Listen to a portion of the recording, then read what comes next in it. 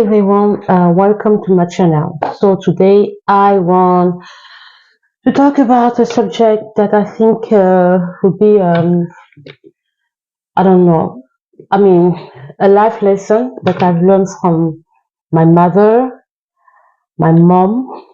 I like to say my mom because I like my mom so much, um, you know. And I will start by saying something.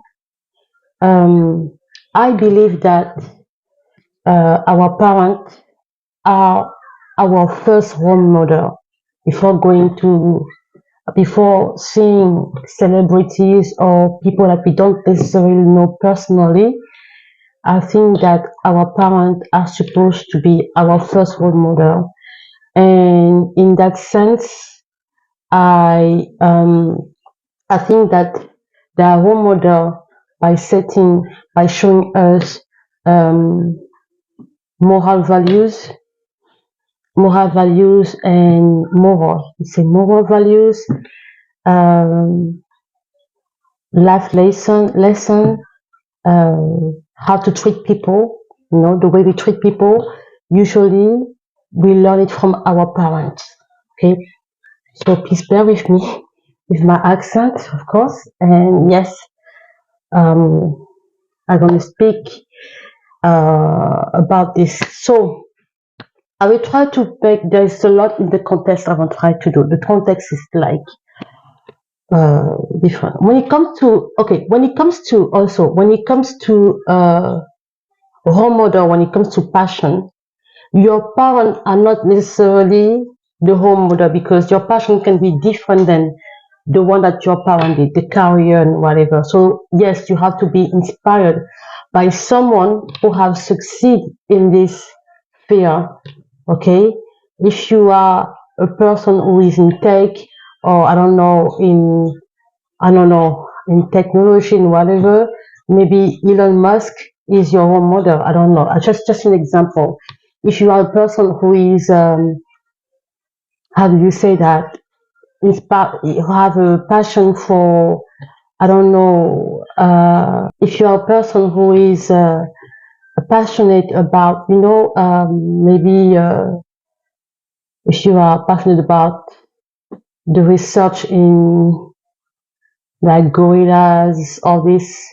Maybe Diane Fossey is your role model. Maybe who else? Jane Goodall can be. No, you see what I mean? It's like different type of thing. But when it comes to life in general, when it is life lesson, how you treat people, moral values, usually your parents are your first model. Yes, people might say that Leticia, sometimes our parents are not always role model. There are parents who haven't been an example. But then it is important not to judge your parents. Yeah, I mean, I'm not going to get into this kind of discussion. I know that sometimes our parents are not always perfect. I say that it's important. Some parents haven't been perfect. Some parents haven't been perfect. Some parents tried the best they could, and some parents probably, so maybe you can show them a different way. Sometimes parents gives you what they have, what they received. But I will say, in my case, that I was very fortunate to have parents who show me some ways. You know, I'm very thankful because I think I was very fortunate to have parents like that. My mom, my dad, they were really important people for me. Very important people for me. I don't say that they were perfect in every aspect because yeah, sometimes they made some decision that that really were, and it's difficult.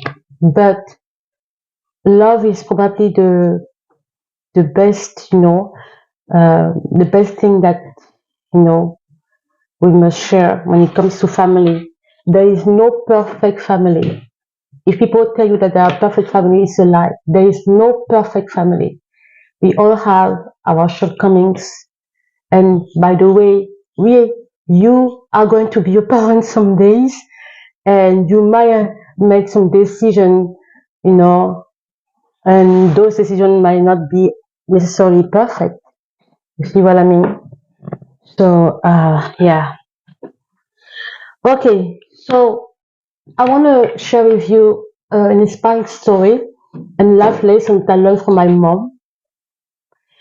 And I will start with historical, the context first, and I will try to make some some things together, so you understand. So please bear with me, because English is my second language, and I would like to improve my English skills by speaking in English.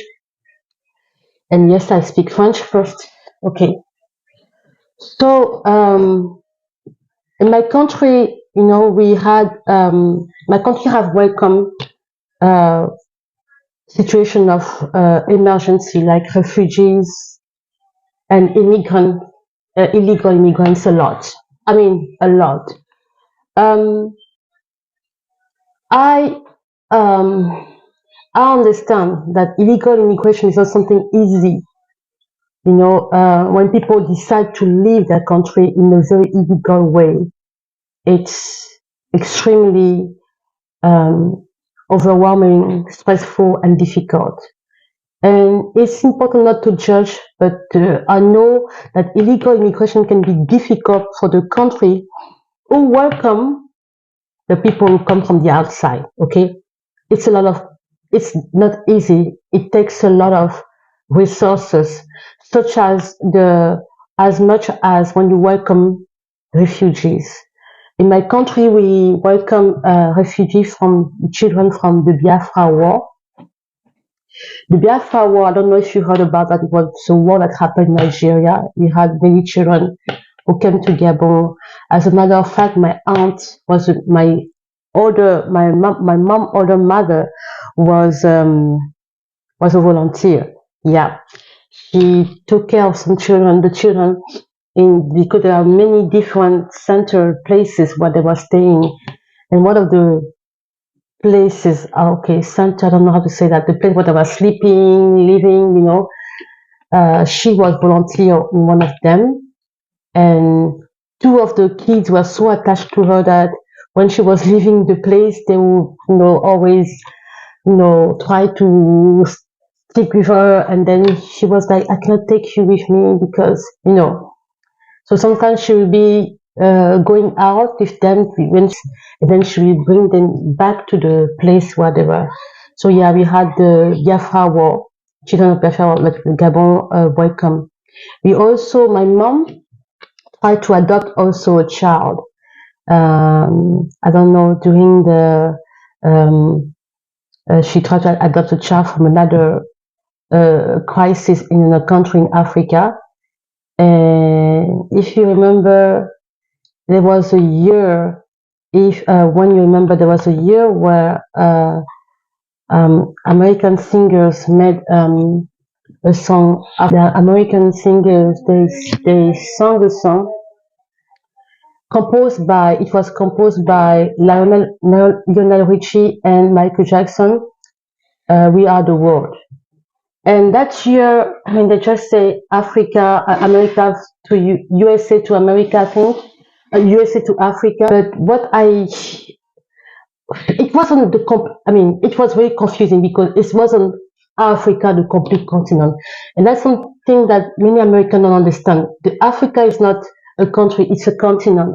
So they should have probably say USA to Ethiopia, because I think it was Ethiopia that was going to this political crisis at the time. And they were singing for the situation. We are the world, we are the children, we are the ones who make a brighter day, so let's start giving. I think it was about the situation that happened in Ethiopia. And this time there were there were people who were, adopting children, if I'm not wrong, from Ethiopia. And my mom wanted to adopt one, but they told her when she started the application in my country, they say, oh no, because some people actually did, but because she wasn't the part of the system, who was ruling, she wasn't a part of them. They disqualify her for the application. Yeah, yeah, they did it. So it was very sad because she wanted to adopt a boy. Anyway, then we welcome my parents welcome.